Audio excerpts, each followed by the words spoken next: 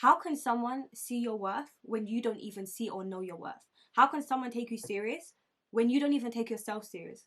And the way someone knows that you don't take yourself serious is the way you treat yourself and the things you accept into your life. If you allow someone to treat you in a way that doesn't showcase your value, then they're ultimately knowing that your value isn't that high. And I think the biggest form of self-love is the ability to say no without feeling guilty. You know, some of us feel so guilty, say no, we turn into people pleasers. And we want to please people around us because we don't want them to leave. We don't want to be rejected by them. And we don't want them to look at us like, oh, she thinks she's nice. She thinks she's this. She thinks she's that. Yeah, I do think that. All of that in a bag of chips, babes. All of that in a bag of chips. But there's a difference between self-love and arrogance and cockiness and pride. There's a difference. There's a firm belief that I am this, I believe this, and I'm not accepting any treatment that goes against that. And that's because I remember what it was like when I didn't have a high self-esteem. I remember what it was like when I couldn't say no to people because I didn't want it to feel rejected, because I wanted to be needed and accepted so much that I felt like if I said no, then I would have no one and I'd be all alone. And sometimes we're scared of being alone that we lower our standards in order to accommodate people. But the truth is, some people come into our life to show us that this is exactly what we don't want. They don't come into our life to reflect our self-worth or to reflect who we are. They come into our life to show us that we've grown past accepting those type of people in our lives and that this is not what we want anymore. You need to filter through the people that come into your life that no longer serve you.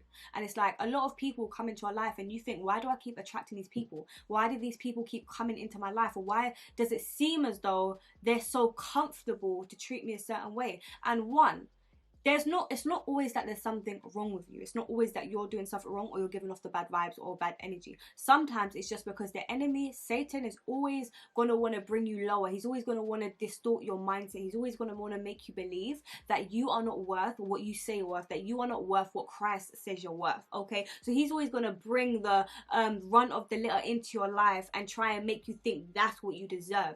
2, you're accepting the type of behavior that you shouldn't be accepting. Therefore, you're letting it be known that that is what you accept. That is your standards. And 3, you're not filtering through. You're not rejecting. You're just accepting it. Like, you have to ask yourself, what role do people play in my life? And really and truly, you are the main character in your life. Like, you are. Your life is all about you. That doesn't mean you have to be selfish or self-centered or conceited. It just means that it is all about you. Like, it is your life. So I think sometimes we get a bit confused and we try and accommodate everyone, thinking that it's our responsibility to accommodate everyone. But no, it's not. It is your life, meaning that you have to make sure that you are good mentally. You have to make sure that everyone in your life isn't bringing you harm, isn't bringing you sadness. And sometimes people in our lives that bring us pain can also be family members, can also be people that we can't necessarily detach from, you know, like siblings, maybe parents. But then you have to find ways of shutting off, shutting down, creating a barrier, whereas people know that even if you come at me a certain type of way, you're not going to get any response. It's going to be a straight shutdown, and that is the end of communication. You have to have your own mindset and your own conviction that even though you don't see what I'm worth, even though you don't believe that I'm worth this, I know I am. You know, if you don't have that conviction, then you're always going to fumble. Then when people come and tell you that you're not worth that or this, that, the other, you're going to believe them. And then it's going to end up messing with your head. You're going to feel confused, because as much as I talk about self-love and self-confidence on this channel, there's been times throughout my self-love journey, my self-worth journey, and my self-development journey, where I started thinking, have I even developed as much as I thought I did? Have I even matured? Am I who I think I am? But then I rebuke that imposter syndrome. I am exactly who I say I am. I have grown and I have matured, but there's times in this journey where you may doubt, because what you want to come into your life hasn't come yet, or because everything you don't want into your life is coming into your life. Or it's because you feel like, okay, I'm like this, I thought certain things would have happened by now, and I thought that I'd have this and this, and then when you realize you don't, it's almost like you feel like, okay, is it ever gonna happen? Do I even deserve it? Is this really for me? But those are the thoughts that you shouldn't entertain.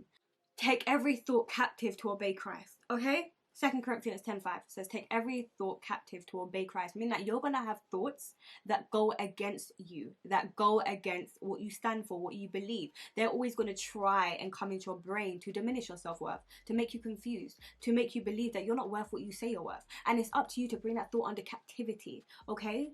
and make sure that you don't entertain that thought, because that will then become a stronghold in your mind, and you're always going to have that subconscious, that small thought saying, are you really worth what you say you're worth? You know, you need to stop being sorry for standing up for yourself. You need to stop being sorry for saying no to people. You need to stop being sorry for having standards, because people are always going to tell you you're doing too much. But no, I'm not doing too much.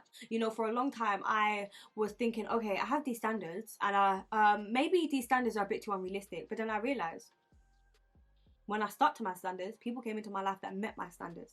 And don't get twisted, there's always going to be people from your past that won't see you as the new version of yourself, and they're always going to try to treat you as the old you. And that's where you have to stand up and make them acknowledge that I'm not that old lakeishaa. You can't come at me how you used to come at me. But if you're going to come and address me now, you need to address me as the new me, not as the old me, you know? Because sometimes they're always going to try to come back, try to talk to you like the old you. Like, that's not me anymore. You don't know this new one. And if you're going to get to know this new one, treat her accordingly. And they may not like that. And they may say like, rah, why are you acting like this? You're acting all new. Da, da, da, da, da. Especially if the guy has been with you. Okay, if you've been intimate with a guy from your past, he tries to come back and he's now met the new you, and he's like, oh, rah, you're moving funny. Like, why are you moving like this? No, I've changed. Maybe you haven't, but I've changed. And it's okay. It doesn't mean you're acting too bougie and all that stuff. I'm not gonna lie, when people say that, oh, you're acting bougie, I think that was a compliment. It means that I've changed, okay?